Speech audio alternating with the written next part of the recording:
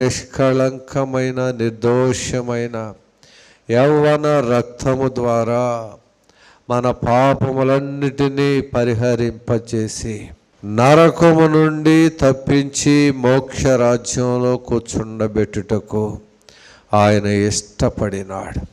అయితే ఏ మనుష్యుడు మోక్ష రాజ్యంలో కూర్చుండటానికి అర్హుడు?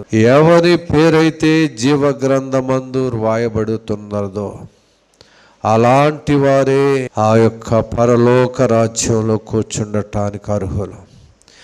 ఎవని పేరైనను జీవ గ్రంథమందు రాయబడినట్టు కనబడకపోతే అలాంటి వారు అగ్నిగుండంలో పడవేయబడతారని పరిశుద్ధ గ్రంథము ద్వారా దేవుడు స్పష్టంగా మాట్లాడినాడు. అయితే నా పేరు జీవ గ్రంథంలో రాయబడాలి. వేరొక గ్రంథం ఉన్నది. అయితే ఆ గ్రంథంలో నా పేరు లిఖింపబడితే నిత్య నరకమే.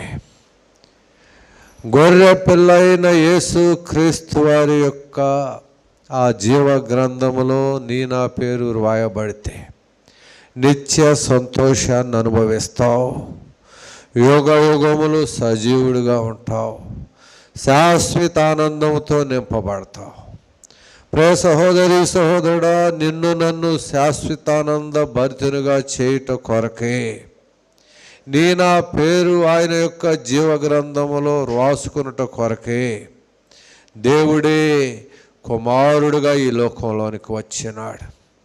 సహోదరి సహోదరుడా, నా పాపములు క్షమింపబడవాలంటే దేని ద్వారా క్షమింపబడవు? యేసు క్రీస్తు వారి యొక్క పరిశుద్ధ రక్తము ద్వారానే నా పాపములకు విడుదల. సహోదరి సహోదరుడు, అనగా పరిశుద్ధ రక్తము ఈ లోకంలో ఎక్కడా లేదు.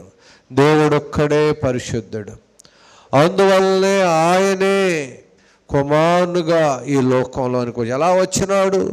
మనుష్యులు పోలికగా పుట్టి దాసుని స్వరూపము ధరించుకుని తను తాను రిక్తునిగా చేసుకున్నాడు. ఆకారమందు మనుష్యునిగా కనబడినాడు. కానీ మరణము పొందినంతగా, అనగా శిలువ మరణము పొందినంతగా ఆయన విధేయత చూపిన వాడైనాడు. సహోదరి సోదరుడు, ఎంతటి గొప్ప త్యాగం అది! ఈ లోకంలో ఎవ్వరు అలాంటి త్యాగము చేయలేరు. నా శిక్ష యావత్తంతటిని భరించడానికి ఇష్టపడినాడు. నా పాపములకు వచ్చు జీతము మరణము ఆయన అయినాడు.